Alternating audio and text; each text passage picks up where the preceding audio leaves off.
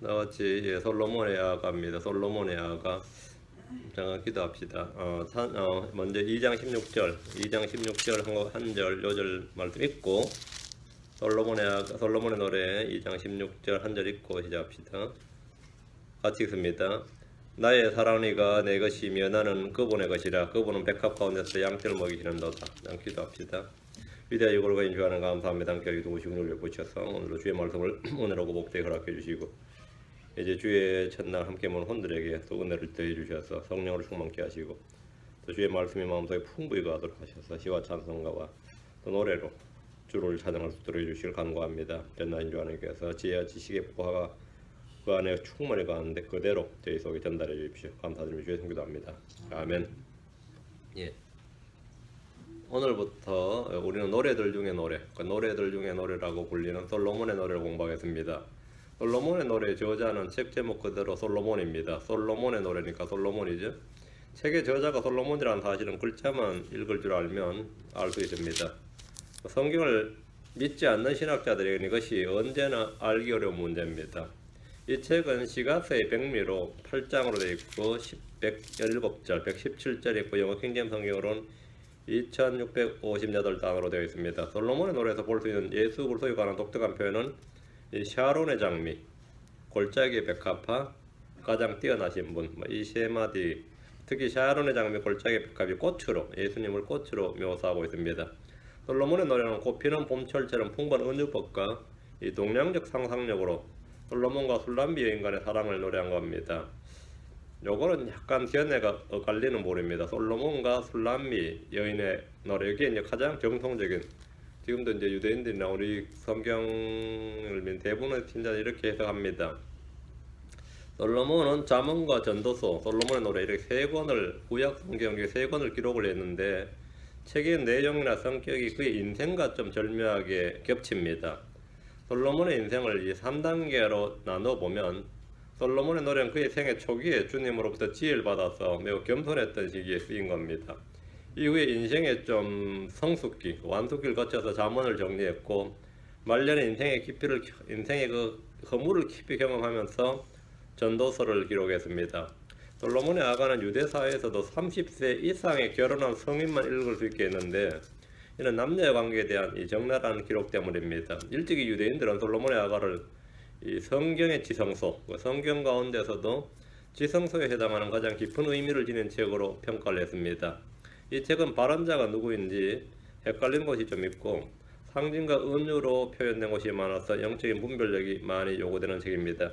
이 개역 성경에서는 이 아가서 이렇게 했는데 아가서 책 제목 그대로 이제 한국에도 그대로 옮겨온 겁니다. 한국말로는 잘 안 와닿습니다. 아가서인데 이 1장 1절의 제목이 있습니다. 노래들 중에 노래고 솔로몬의 노래라. 1장 1절에 노래들 중에 노래고 솔로몬의 노래라. 이제 솔로몬은 다윗 왕의 아들로서 우리아의 아내에 있던 바세바 사이에서 이 솔로몬이 태어났는데 다윗은 그 이름을 솔로몬이라 지었고 뜻은 평화로운, peaceable 또는 peaceful, 이런 평화로운이란 뜻입니다. 다윗이 전쟁의 사람이었기 때문에 아들 솔로몬은 평화를 누릴 수가 있었습니다. 솔로몬은 다윗의 아들로서 다윗의 왕제의 왕입니다. 이 점에서 그는 예수 그리스도의 모형입니다. 예수 그리스도는 다윗의 왕자를 일으키고 거기에 앉으실 분입니다. 예수님은 의의 왕이시며 동시에 평화의 왕이십니다. 하나님께서는 솔로몬의 이름을 여디디야 이렇게 지어주셨습니다. 여디디야 이렇게 지어주셨는데 주께 사랑을 받는 이런 뜻입니다. 주께 사랑을 받는, 이게 여디디야입니다. 솔로몬 이름이 두 개죠. 솔로몬이 하나 있고 여디디야가 있는데 여디디야라는 이름이 주께서 지어주신 이름입니다. 예수 그리스도는 하나님께서 사랑하신 아들입니다. 하나님께서 몇 번이나 예수님을 걸어 이 사람은 내 사랑하는 아들이라 내가 그를 매우 기뻐하노라 이렇게 말씀하였습니다. 변화산에서 제자들은 이 사람은 내 사랑하는 아들이라 내가 그를 매우 기뻐하노니 너희는 그의 말을 들으라 이런 주의 음성을 들었습니다. 솔로몬을 축징기는 또 한마디 말은 이 지혜로운 사람, 지혜의 대왕입니다. 이 점에서 예수 그리스도의 모형입니다. 예수님은 하나님의 지혜이십니다. 예수님 안에는 지혜와 지식의 모든 보화가 감추어져 있습니다. 솔로몬은 다윗 왕의 아들로서 왕에 올랐는데 주님께서 그에게 지혜와 명철을 부어주셨습니다. 열왕기상 4장 29절에 30절을 보면 열왕기상 4장 29절 30절에 보면 하나님께서 솔로몬에게 바닷가의 모래같이 바닷가의 모래와 같이 지혜와 지식, 지혜와 명철을 심히 많이 주시고 또 넓은 마음을 주시며 솔로몬의 지혜가 동쪽 지방 모든 자손의 지혜와 이집트의 모든 지혜보다 뛰어났더라. 그런 정치, 경제, 군사, 문화, 국방 뭐 이런 데 뛰어난 능력과 이 지식, 지혜를 발휘했다기보다는 이 문학적인 재능과 탁월한 철학적인 사고를 가진 사람이었습니다. 거기서 좀 탁월했다. 솔로몬은 이스라엘 역사에서 유대 문학을 정립한 사람이라고 불립니다. 이스라엘 문학, 유대 문학을 정말 그당 문학다운 가치인 그런 를 끌어올린 사람. 독일어로는 이 문학이 안 된다 그랬어요. 독일어로는. 그런데 이 독일어로도 이 문학이 된다. 시가 나온다. 이걸 만든 사람이 괴테라 그럽니다. 괴테 이후로부터 독일어로도 이 문학이 된다. 독일 문학을 정립한 사람이 괴테라 그래요. 유대 문학을 히브리어로 유대 문학을 제대로 문학으로 정립한 사람이 이 솔로몬이라고 이 문학사에서는 그렇게 여겨지는 사람입니다. 어느 정도의 탁월한 그 능력을 지녔는지 알겠죠. 유대 문학을 정립한 사람. 아버지 다윗이 시와 음악에 탁월했는데 그 재능과 더불어 주님의 은혜까지 입었던지라 모든 면에서 이 문학적인 시적인 이 노래 이런 데에서는 아버지 다윗보다 뛰어났습니다. 솔로몬이. 그 영적인 면에서는 부족했는지 몰라도 나머지 모든 부분에서는 솔로몬이 아버지를 훨씬 더 능가했습니다. 모든 면에서 뛰어났는데 이 책을 솔로몬의 노래, 즉 노래들 중에 노래를 부른 것은 그가 지은 3000편의 잠언과 1005편의 노래 중에서 가장 아름다운 노래이기 때문입니다. 열왕기상 4장 32절과 33절에 보면 그가 3000개의 잠언을 말하였고 3000개의 잠언을 말하였고 그의 노래는 1005편이었으며 그가 또 나무에 관하여 말하되 레바논에 있는 백향목으로부터 담에서 솟아나는 우슬초 이르기까지 하고 그가 또 짐승과 날짐승과 기어다니는 것과 물고기에 관하여 말하였더라. 이게 엄청난 거죠. 이 말씀에 따르면 솔로몬이 말한 3000개 잠언 중에 일부가 이제 잠언서고요. 잠언서고 그의 노래 중 일부가 시편과 아가서에 있습니다. 이 말씀에 따르면 솔로몬은 시와 노래, 그 문학적인 재능뿐만 아니라 식물학, 동물학, 어류, 조류학 등에서도 완전히 일가견이 있었던 탁월한 사람이었습니다. 솔로몬은 소위 말하는 오늘날 말하면 이 만물 박사였습니다. 어느 분야에서도 최고 경지에 도달한 박사였어요. 만물 박사였는데 역사상 이 철학이나 수학, 과학, 의학 좀 비슷하죠. 수학, 과학, 의학이 옛날엔 그 통합됐을 때 기술까지 이럴 때 다방면에 탁월한 재능을 보인 사람이 이제 이 유럽에서는 레오나르도 다빈치라 그러죠. 그 레오나르도 다빈치 같은 사람을 이제 천재 중에 천재로 봅니다. 천재 중에 천재라고 그랬다면 고대 솔로몬 왕은 이들과 비교할 수 없는 그 레오나르도 다빈치나 뭐 이런 미켈란젤로나 아니 뭐 이런 사람 뭐 괴테나 이런 사람과 비교할 수 없는 지혜와 지식과 명철을 소유한 사람이었습니다. 그 역사상 가장 뛰어난 사람이 가장 지능 지수가 높았던 사람을 일반인들은 이제 아인슈타인 이렇게 말하죠. 그 학자들이 이제 뽑은 사람에 따르면 아인슈타인은 5위 정도 되고 1위가 독일의 괴테입니다. 레오나르도 다빈치도 한 3위 정도 되는데 이런 사람들이 사실 솔로몬과 비교하면 뭐 비교가 안 되는 사람들입니다. 아주 뭐 솔로몬은 이들에 비하면 모든 면에서 몇 갑절씩 뛰어났던 사람이 모든 면에서 그 사람은 솔로몬은 어떤 분야에서 어떤 질문에도 답을 다 할 수 있는 사람이었습니다. 그가 나무에 관하여 말하면 이 나무에 대해서 얼마나 잘 아냐면 레바논에 있는 백향목으로부터 담에서 사는 우슬초까지 우슬초 있게 그 작은 우슬초 하나까지 그 생태계를 다 파악하고 있는 사람이었다 이 말입니다. 그 짐승이면 짐승, 날짐승이면 날짐승 그 동물학이죠. 그 짐승이면 짐승, 날짐승이면 날짐승 기어다니는 곤충학이죠. 그 파브르가 뭐 곤충학에 대가라지만 솔로몬에 비하면 아무것도 거죠. 뭐 물고기면 물고기 모든 것에서 이 사람은 다 말할 수 있는 사람이었다 이 말입니다. 성경에서 솔로몬처럼 지혜가 출중한 사람이 전에도 없었고 후에도 없었다 이렇게 주님께서 말씀하셨습니다.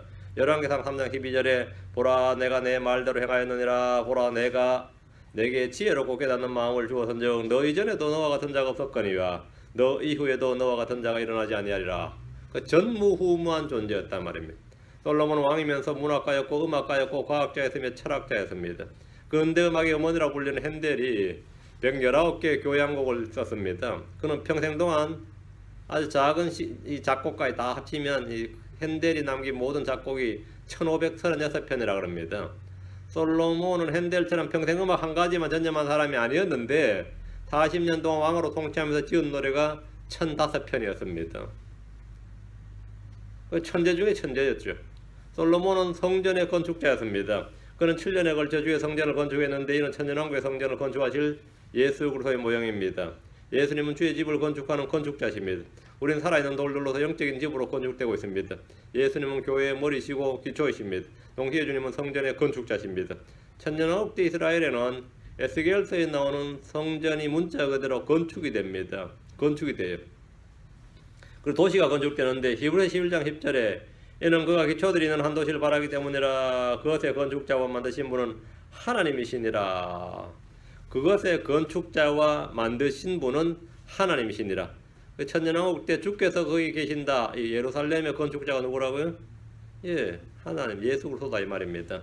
이 도시는 지상에서 주님께서 친히 건축하시는 도시, 이게 시티 오브 갓, 신의 도성입니다.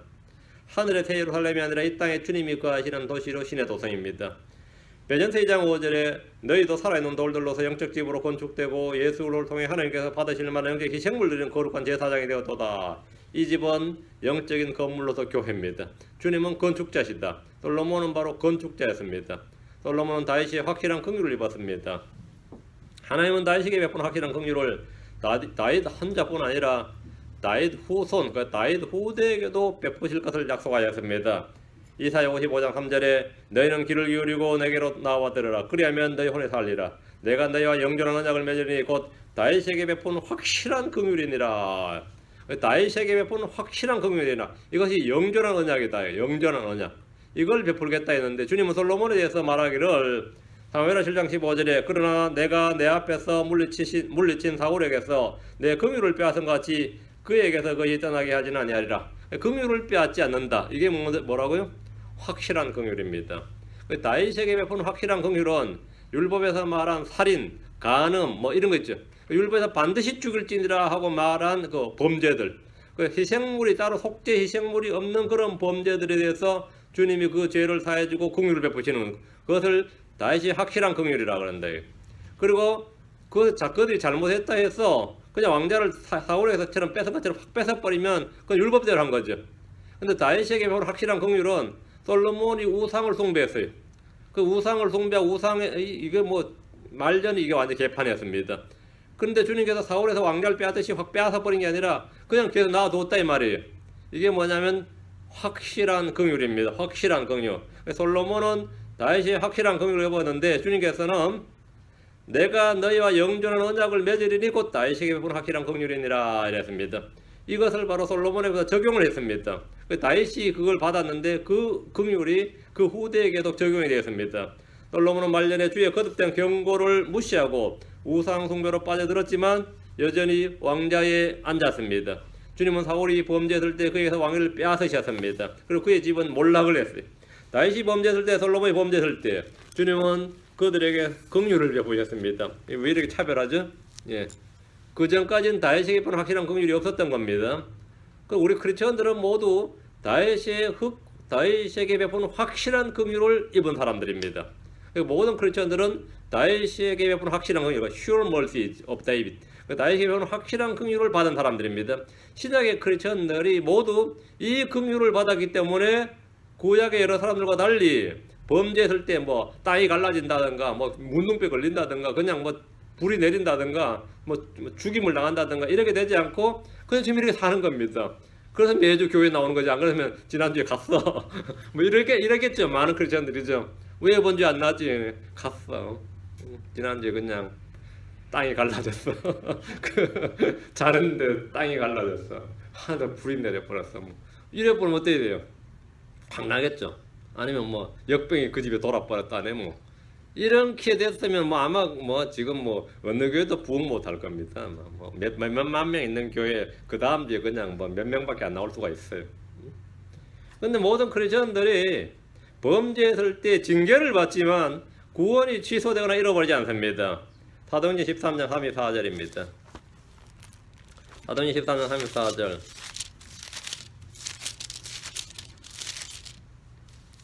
또 그분께서 그분을 죽은 자들로부터 살리시고 이제 다시 썩음으로 되도록 하지 아니하게 하실 것에 관하여는 이같이 이르시되 내가 다윗에게 허락한 확실한 긍휼을 너희에게 베풀리라 하셨느니라. 내가 다윗에게 허락한 확실한 긍휼을 너희에게 너희가 누구죠? 그러니까 주님께서 다윗에게 허락한 확실한 긍휼을 너희에게 베풀리라. 예수 그리스도를 믿는 성도들에게 베푼다 이 말이에요. 만이들이 구원의 보증에 관한 진리를 불신하고 조롱합니다. 죄를 지은 사울 왕이 버림받은 것은 알지만 다윗이나 솔로몬이 받은 확실한 긍휼에 대해서는 잘 알지 못하기 때문입니다. 모세를 대적한 사람들이 하나님께 벌을 받았다. 그건 다 알죠. 그러나 이 긍휼에 대해서는 잘 알지 못한다 이 말이죠. 다윗에게 베푼 확실한 긍휼을 너희에게 베풀리라. 죄를 지은 사울 왕이 버림받은 것은 알지만 다윗이나 솔로몬이 받은 확실한 긍휼이 바로 오늘날 모든 크리스천들에게 그대로 적용되는 겁니다. 시편 89편으로 갑니다. 32절 34절. 시편 89편 32절 34절.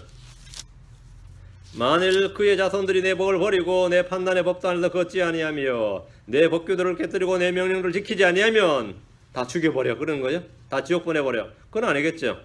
그때 내가 막대기로 그들의 범법을 벌하며 채찍으로 그들의 불법을 벌하리라. 이게 징계입니다. 그럼에도 불구하고 내가 나의 인자함을 그에서 완전히 거두지 아니하고 나의 신실함도 없어지게 하지 아니하며 내 언약을 깨뜨리거나 내 입술에서 나은 것을 변개하지 아니하리로다. 변개하지 아니하리로다. 맹세로 한 언약, 영존하는 언약이다 이 말입니다. 솔로몬이 이 점에서 바로 우리의 예표가 되는 우리들이 베푼 확실히 긍휼을 베푼 그런 모델이 되는 거죠. 솔로몬이 말년이 완전히 우상 숭배자로 전락했기 때문입니다.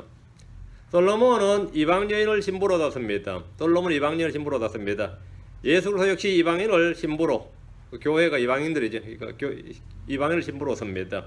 솔로몬은 유대인들의 왕이었습니다. 예수 그리스도는 유대인의 왕으로 태어났고 유대인의 왕으로 죽으셨습니다. 솔로몬은 누가 무엇을 묻든지 답변할 수 있는 지혜가 있었습니다.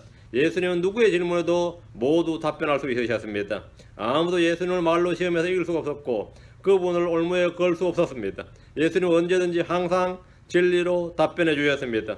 솔로몬은 아브라함, 이삭, 야곱에 주어진 약속의 땅을 차지했습니다. 그리스도께서 재림하시면 약속의 땅을 모두 차지할 겁니다. 이방 여왕이 솔로몬을 만나기 위해서 찾아왔습니다. 천년왕국 때 이방인들은 예수님을 찾아올 겁니다. 특이한 점은 솔로몬이 이런 예수로의 모형도 되는데 적그리스도의 모형도 됩니다. 그는 다윗의 아들인 동시에 파라오의 아들이었습니다. 다윗의 아들 솔로몬도 말이 되는데 파라오의 아들 솔로몬 이것도 말이 됩니다. 왜? 파라오의 사이였습니다. 그는 처음에는 다윗의 아들로 살았지만 말년에는 파라오의 아들로 살았습니다. 열왕기상 3장 1절에 보시면 솔로몬이 이집트 왕 파라오와 인척관계를 맺고 파라오의 딸을 취한 뒤 자기 집과 주의 집과 예루살렘 주의 성벽을 건축하는 일을 자기가 끝낼 때까지 그녀를 다윗의 도시에 데려다 두니라. 파라오의 딸을 취하에다가 이렇게 했다는 거죠. 솔로몬은 자기가 아내로 취한 파라오의 딸을 위해 집을 지었습니다.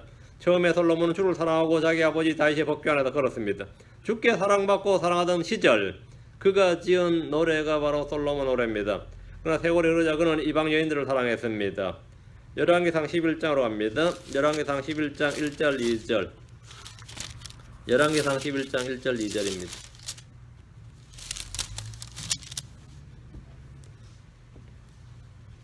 그러자 솔로몬 왕이 파라오의 딸을 포함하여 많은 이방 여인들을 사랑하였으니 곧 모압 족속과 암몬 족속과 에돔 족속과 시돈 사람들과 헷 족속의 여인들이라.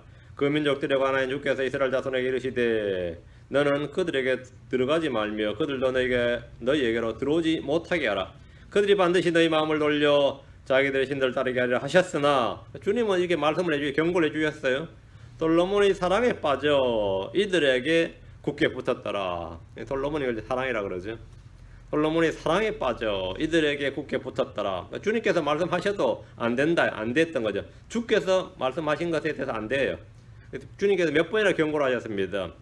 그렇게 지혜롭던 왕이, 그렇게 하나님께 사랑받던 왕이 말년에 우상 숭배자로 타락한 이 과정이 나옵니다. 주의 사랑을 받았고 주께서 지혜와 명철을 주셨고 그가 구하지 않는 것을 다 더해 주셨지만 그는 타락했습니다. 솔로몬이 주의 말씀을 어겼기 때문입니다. 어떤 이들은 솔로몬 같은 사람이 어떻게 타락할 수 있는가 궁금해합니다. 어떤 위대한 사람도 주의 말씀을 떠날 때 그는 타락하게 됩니다. 어떤 위대한 사람도, 어떤 위대한 부흥사나 전도자나 설교자도 그는 주의 말씀을 떠날 때 타락하게 됩니다. 솔로몬은 금과 말들을 늘리고 아내를 많이 두었습니다. 이는 율법에 어긋나는 일입니다. 신명기 17장으로 갑니다. 14절 17절. 신명기 17장 14절 17절. 신명기 17장 14절에서 17절인데 왕이 된 자들, 이스라엘의 왕이 된 자에 주신 계명 명령이 있습니다.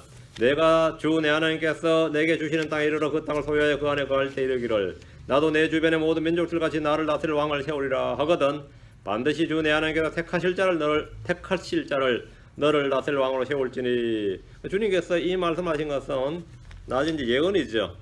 이스라엘이 예수님 외에 시저 가이사를 택하면 안 됩니다. 왜 그러면 주 내 하나님께서 택하실 자를 너를 다스릴 왕으로 세울지니, 예수 그리스도를 왕으로 세우라 이 말이죠. 왕은 예수 그리스도를 삼아야 되는데 그 내 형제들 가운데서 한 사람을 너를 다스릴 왕으로 세울 것이요. 그 로마의 카이사르나 헤롯 왕은 세우면 안 됩니다. 헤롯은 에돔 사람이었으니까 안 된다. 이건 이미 이스라엘 그 자체가 불법이에요. 내 형제가 아닌 타국인을 내 위에 세우지 말지니라. 그러나 그는 자기를 위해 말을 많이 늘리지 말며, 왕이 된 자는 말이야, 자기를 위해 말을 많이 늘리지 말며 말을 많이 늘리려고 백성을 이집트로 돌아가게 하지 말지니라. 주께서 너희에게 말씀하시기를 너희가 이후로는 그 길로 다시는 돌아가지 말라 하셨느니라. 또 그는 자기를 위해 아내를 많이 두어 자기 마음이 돌아서지 않게 하며 자기를 위해 은금을 많이 늘리지 말지니라. 세 가지를 하지 말라고 되어 있죠. 말을 많이 늘리지 말라, 그죠? 다음에는 뭐죠? 아내를 많이 두지 말라. 다음에 은금을 많이 늘리지 말라. 이것이 왕에게 주어진 금지 명령입니다. 솔로몬은 자기를 위해 말을 많이 늘렸습니다. 솔로몬은 자기를 위해 아내를 많이 두었습니다. 솔로몬은 자기를 위해 은금을 많이 늘렸습니다. 얼마나 많이 늘렸는지 은은 아예 가치가 없는 것으로 봤. 그 정도로 이 은금을 많이 늘렸습니다. 그 병사들의 이 방패를 말이죠, 금으로 만들었어요. 그 금방패였습니다. 이게 뭐 어느 정도 이 부가 어느 정도인지 알겠죠. 솔로몬은 주께서 하지 말라고 금지한 일을 다 했습니다. 그리고 주께서 하라고 한 일 한 가지를 하나 하지 않았는데, 주님이 하라고 한 일이 뭐냐? 18절 19절, 신명기 17장 18절 19절.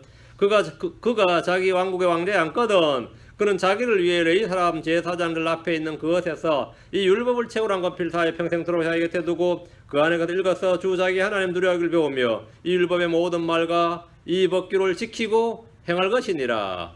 이것이 주님이 하라고 주신 명령입니다. 왕이 된 자는 성경책 한 권을 다 필사해서 뺏겨서 카피해가지고 자기 곁에 두고 그 안에 것을 읽어서 주 자기 하나님 두려워하기를 배우고 그 책의 모든 말과 법규를 지키고 행해야 됩니다. 그러나 솔로몬은 그렇게 하지 않고 우상숭배자가 되었고 적그리스도의 모형으로 전락하고 말았습니다. 다시 솔로몬 노래로 옵니다. 솔로몬의 노래의 주인공은 솔로몬이나 술람미 여인이 아니고 여느 성경과 마찬가지로 예수 그리스도입니다. 예수 그리스도입니다. 핵심 어휘는 사랑입니다. 무려 32번이나 beloved란 말이 나옵니다. 이 단어가 사랑하는 이여라는 말이 굉장히 많이 반복됩니다. 신부를 향한 신랑의 사랑을 통해서 교회를 향한 우리 주 예수 그리스도의 사랑을 완벽하게 묘사하고 있습니다.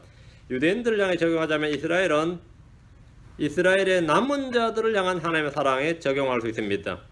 이스라엘의 남은 자를 향한 주님의 사랑, 이렇게 유대인들 향해 적용하면 그렇다 이 말입니다. 솔로몬이 예수 그리스도의 모형이라면 솔로몬의 노래에 나오는 여인, 신부는 교회라고 할 수 있습니다. 교회라고 할 수 있습니다. 이 성경이 문학적, 비유적, 은유적 기술이 많이 나온다 하더라도 글자 그대로 성경 읽어 나갈 때 살아난 한 남자와 여자 이야기를 볼 수 있습니다. 남자는 왕인데 예수 그리스도를 예표하고 여인은 교회를 예표합니다. 구약의 유대인들은 이 성경의 내용을 하나님과 이스라엘의 관계로 봤습니다. 당연하지, 유대인들이니까 하나님과 이스라엘의 관계로 봤고, 이스라엘은 하나님께 혼인을 했습니다. 그러나 이스라엘은 자신의 남편에게 신실하지 못하고 세상의 우상들과 음행을 일삼았습니다. 그녀의 남편에게 등을 돌려서는 하나님 이스라엘을 버리지 않으시고 어느 날 모든 것이 전처럼 회복될 겁니다. 주님은 이스라엘이 다시 회심하고 돌아올 때 두려워하지 말라. 내가 부끄러움을 당하지 아니리라. 당하지 말라. 내가 수치를 당하지 아니하리라. 내가 젊은 시절에 수치를 입고 과부 때 치욕을 다시는 기억하지 아니하리라. 이렇게 말씀하십니다. 교리적으로 적용할 때 결혼은 그리스도와 교회 관계를 묘사합니다. 그런데 교회는 사탄과 세상에 의해서 미혹될 수 있는 위험에 항상 놓여 있습니다. 주님 십자가에서 우리를 향한 자신의 사랑을 보여주셨습니다. 주님은 현재 우리를 양육하시고 돌보아주심으로써 자신의 사랑을 지속적으로 보여주시고 계십니다.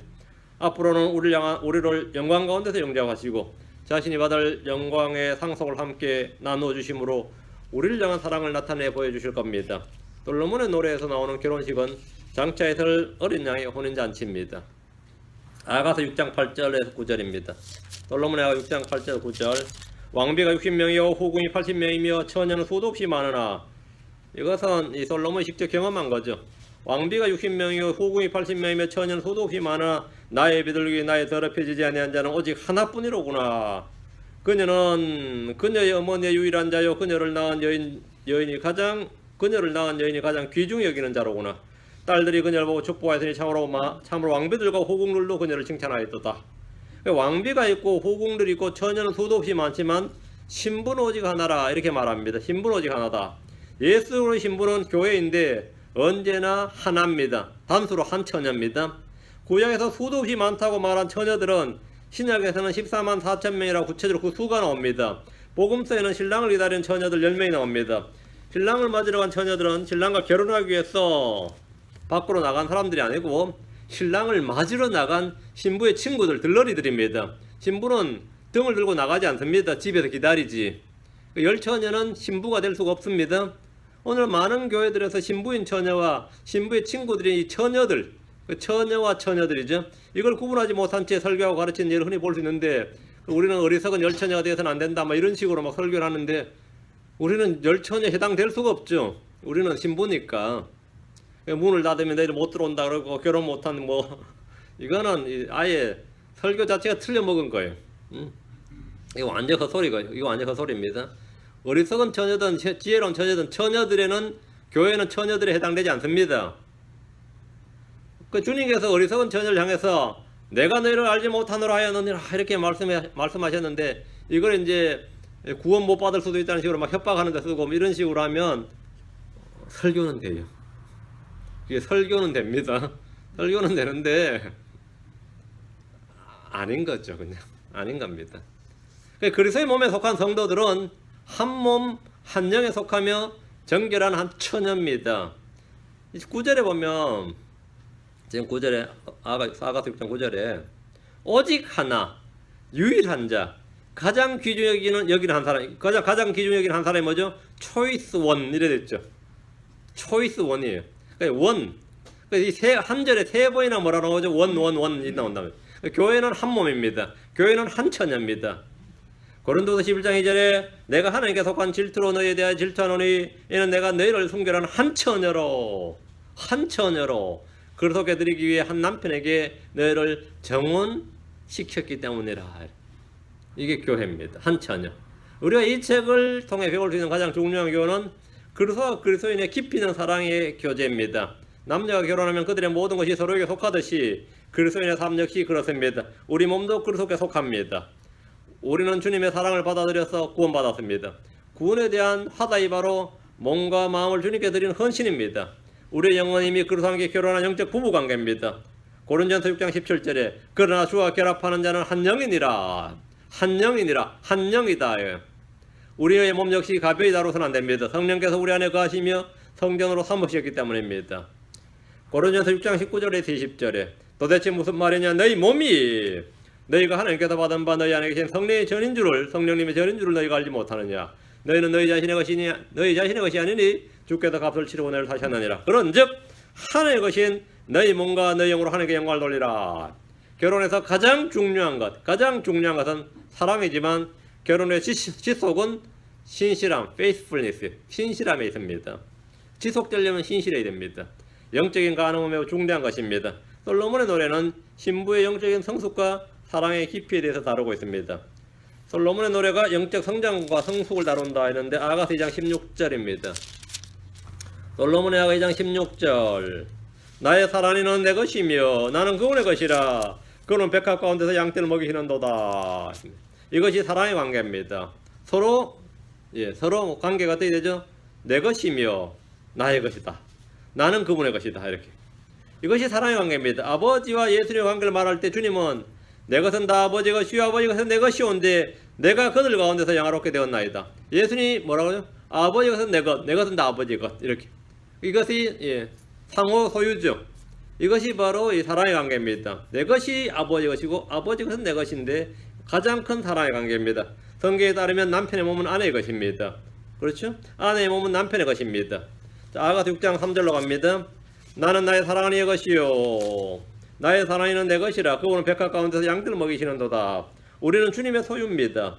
자, 이제 순서가 바뀌었죠. 나의 사랑이는 내 것이며 나는 그분의 것이로다 이랬는데 6장에서는 나는 나의 사랑하는 이 것이요 이거 이제 우선순위가 바뀐 겁니다. 예수로서는 나의 주 나의 하나님이십니다. 여기서 평범히 보는 여기서 보는 평범한 진리는 그분께서 우리를 먹이시는 목자란 겁니다. 예수님은 우리의 필요를 공급하시는 목자입니다. 예수는 우리가 구하는 것이나 생각하는 것 이상으로 능히 모든 걸 행하시는 분입니다. 그분은 백합 가운데서 양떼를 먹이는도다 이렇게 했습니다. 로마 14장 8절에 보면 우리가 살아도 주를 위해 살고 죽어도 주를 위해 죽나니 그러므로 살든지 죽든지 우리가 주의 것이로다. 우리는 주의 것이다. 주의 것이다. 또 고린도서 3장 3절에 너희는 그리스도의 것이요 그리스도는 하나님의 것이니라. 너희는 그리스도의 것이요 소유다 말이죠. 자신이 주님의 소유란 사실을 아는 것에서 헌신과 영적인 삶이 시작됩니다. 뒤로 아가서 7장 10절 아가서 7장 10절 나는 나의 사랑하는 이 것이요 그분의 열망이 나를 향하는도다. 이제 주님이 모든 것입니다. 나의 것이란 말이 없습니다. 자기 중심적에서 그리스도 중심적으로 변하고 마침내 그분만이 나의 모든 것이 됩니다. 이것이 바로 참 사랑이고 영적인 성숙입니다. 이 본문에 들어가기 앞서서 우리의 신랑 되신 예수 그리스도와 신부 그리스도 신부 그리고 결혼에 대해서 좀 살펴보겠습니다. 하늘에 계신 신랑은 그의 사랑으로 신부의 모든 허물을 덮습니다. 신랑은 신부를 기뻐합니다. 신랑은 신부를 위해 목숨을 내어주었습니다. 신부 역시 신랑을 사랑합니다. 신부는 자신의 무가치함을 느낍니다. 하지만 깨끗하고 점없는 옷을 입게 됩니다. 하나님의 은혜의 보석으로 입혀집니다. 이 결혼식을 위해서 하나님 아버지는 모든 것을 준비하셨습니다. 결혼식은 성대하고 화려하게 준비됩니다. 본문에 들어가기 전에 솔로몬의 노래에 대한 몇 가지 해석 방법을 소개해 드리겠습니다. 가장 흔한 해석은 알레고리 해석이라고 하는 겁니다. 유대 랍비들도 아가서를 알레고리적으로 해석을 했는데 간단한 예로 아가 4장 5절 봅니다. 우리는 이제 이 해석을 안 받아들입니다. 이런 식의 해석은 안 합니다. 아주 이제 우리는 좀 경멸한 해석인데 내 두 젖가슴은 백합 가운데서 먹는 쌍둥이 노루 새끼 두 마리 같구나 이런 본문이 있으면 이 본문을 두고서 여기서 두 젖가슴은 모세와 아론을 상징하는 것으로 이들이 쌍둥이 노루 새끼 두 마리와 같고 이들이 40년 동안 광야에서 백성들의 영적 양식을 먹였다 뭐 이런 식입니다. 이게 이제 탈굼이라는 게 뭐냐 시리아 번역입니다. 아람어 번역 성경인데 이게 번역 성경보다는 거의 해석집이에요. 그래서 여기서도 해석이 좀 어려우면 이 탈굼을 봅니다. 탈굼을 보면 거의 구약 성경이 거의 해석이 돼 있어요. 근데 이런 식의 해석이 돼 있습니다. 아람 번역본인데 이런 해석은 기독교에도 그대로 유입이 되어서 같은 방식의 해석을 취했는데 여기서 두 젖가슴은 구약 성경과 신약 성경이다. 유대인과 이방인을 말한다. 이런 식입니다. 비슷한 방식으로 예언약과 새언약을 말한다. 이렇게 해석하는 이들도 있습니다. 우리는 이런 해석을 이제 자기 멋대로 해석 이렇게 부릅니다. 특히 성경 신자들 이런 해석을 일체 배격합니다. 아가서에 대한 또 한 가지 해석은 연극 희곡처럼 보는 겁니다. 솔로몬과 술람미 여인의 사랑 이야기를 마치 연극이나 뮤지컬을 위한 대본으로 구성되었다고 생각을 해서 현대문학에서 기승전결을 전개해 가듯이 연인들이 서로 사랑하고 서로 찾고 발견하고 신부와 결혼하고 서로 갈등하다가 다시 사랑을 얻고 이렇게 내용을 쭉 이어가는 겁니다. 이런 해석 방법인데 이 델리치라는 사람이 이 해석을 가장 잘 발전시켰는데 이걸 다 공부한 사람들이 신학교에서 이걸 공부한 사람들이 다양한 주석들을 막 쏟아냈습니다. 오늘날 아가서 주석의 대부분이 이 해석을 포맷으로 합니다.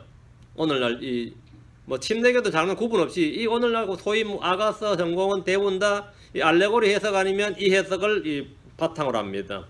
또 한 가지 해석은 역사적 해석이라고 해서 등장인물을 셋으로 보는 겁니다. 요거는 이제 정반대 해석이 나올 수가 있습니다. 솔로몬과 술람미 여인 외에 이름 모를 목동 하나를 추가를 하는 겁니다. 그 솔로몬과 술람미 여인 간의 사랑 이야기가 아니고 이 술람미 여인 여자가 양떼를 지키는 사람. 이제 이 포도원을 지키는 사람인데 솔로몬이 포도원을 하나 새를 놨는데 이 새를 놓은 이곳에 이 여자가 아주 미인이었는데 그냥 그 포도원을 지키는 여자였다 이거예요. 바인드레스였다 이거예요. 그 옆에 누가 살았냐면 목동 하나가 살았다 이거예요. 목동 하나가 그 동네에. 그게 이제 1장 7절에 오면 이제 그 힌트가 나오죠. 내 혼이 사랑하는 이여. 이어서 내 혼이 사랑하는 이여 할 때 이 내 혼이 사랑하는 이여는 솔로몬을 말한 것이 아니고 당신이 한낮에 당신의 양떼를 먹이시며 쉬게 하는 것을 내게 알려주소서. 목동하고 사랑에 빠졌는데 목동이 이 양떼를 먹이는 것을 자기한테 알려주면 가서 만날 거 아니에요. 어째 내가 당신의 벗들을 양떼 곁에서 곁길로 가는 자같이 되어야 하리까. 내가 당신이 양떼를 치는데 당신이 치시는 그 초장 말고 다른 데 가면 어떻게 된 거죠? 헛방이죠. 그러니까 이 목동과 사랑에 빠졌는데 솔로몬이 이 포도원을 한번 방문했다가 이 여자를 보고 그냥 반해버린 거예요. 근데 보니까 솔로몬은 여자만 보면 미치는 사람이거든요. 성경 앞에 뭐 1000명을 같은 거니까 이것도 이제 당연히 자기 왕이니까 데려왔는데 이 여자가 일편단심 목동만 사랑한다 이거야. 그래서 솔로몬의 악의 핵심은 이 술렘미 여인과 이 목동의 사랑이고 솔로몬은 완전히 파렴치한 놈이야. 이들을 방해하는 방해하고 자기의 그 사랑 자기의 사랑을 받아들이라고. 그래서 솔로몬은 정욕에 가득 찬 왕으로 시골의 목동과 술렘미 여인의 사랑을 방해하는 이 적그리스도를 묘사하는 악동으로 이렇게 보는 겁니다. 이런 해석은 1771년 조콥이라는 사람이 맨 처음 이 제안을 했고 유대인들이 엄청 멸시를 받았습니다. 이 해석은 완전히 멸시를 받았는데 후에 이월드라는 사람하고 레난이라는 사람이 발전을 시켰어. 지금 시중에 나와 있는 그 NIV 어플리케이션 바이블이라고 있습니다. 킹제임스 버전으로도 나와 있는데요. 그 어플리케이션 바이블이 처음엔 NIV로 지었어요. 근데 주석이 굉장히 풍부합니다. 이 주석에서 이 솔로몬의 아가의 주석을 맡은 사람이 이안 프로반이라는 사람인데 이 내용을 그 주석에 집어넣어 버렸어요. 이 애플리케이션 바이블 속에다가. 그래서 시중에 쫙 퍼진 겁니다. 그거 사본 사람들은 이게 이런 내용이었어 이래 된 거죠. 그러니까 이 해석은 솔로몬이 자기 포도원을 지키는 술람미를 알게 되었는데 엄청 미인이었다. 하지만 포도원에서 일하느라 자신을 꾸미지를 못했는데 이 여자는 이미 여인이 있었고 이웃에 목동에 사는 목동이 있었다. 솔로몬은 그녀를 발견하고 사랑을 구했지만 이 여자는 오직 사랑하는 목동만 생각했다는 겁니다. 그 왕이요 부자고 여자들에게 미친 솔로몬의 사랑을 단호히 거부하고 목동에 불과한 진정한 사랑을 지키는 술람미 여인의 지고지순한 사랑을 표현한 노래다. 이게 이제 솔로몬의 아가. 이 해석은 상당히 유력한 해석으로 보입니다. 근데 문제는 이렇게 해석하면 지금까지 해석은 싹 다 뒤집어야 돼요. 지금까지 나온 그 정통 해석, 소위 말하는 이 정통 해석 완전히 다 뒤집어야 됩니다. 그럼 우리는 어떻게 해석하는가요? 여기서는 어떻게 해석하느냐 하면 문자를 읽고 성경과 성경을 비교해서 읽습니다. 성경이 성경을 풀어준다는 성경 해석의 원칙은 솔로몬의 노래도 그대로 적용이 됩니다. 우린 평소 시를 읽고 노래를 부를 때 그 가사를 보는 것처럼 그렇게 솔로몬의 노래가 시고 이 아가서가 시고 노래라는 사실을 기억하고 읽으면 됩니다. 이 책의 중심은 예수 그리스도입니다. 솔로몬도 아니고 술렘미 여인이 아니에요. 모든 성경은 다 예수 그리스도를 증언한다는 기본 원칙을 그대로 세워두고 주의 말씀을 읽고 공부하도록 하겠습니다. 그리고 이 부분에 대해서는 사이사이에 계속 다루도록 하겠습니다. 다음 시간부터 본문을 공부하겠습니다. 미리 읽으시기 바랍니다. 올 이제 연말까지는 이 솔로몬의 아가로 여러분도 전부 다 이런 나도 이런 사랑을 해본 적이 있었던가 이 마음을 가지고 나도 이런 사랑을 해본 적이 있었던가 한번 생각하시면서 이 책을 다루시면 되겠습니다. 잠깐 기도하겠습니다. 일야적으로 간주하는 감사합니다. 주께서 함께 하시고 도우셔서 오늘 주의 말씀을 은혜로고 복되게 허락해 주시고 또 오늘 온종일 주의 영으로 충만한 그런 시간이 되도록 도우실 간구합니다. 감사드리며 주의 성기도합니다. 아멘. 쉬었다 합시다.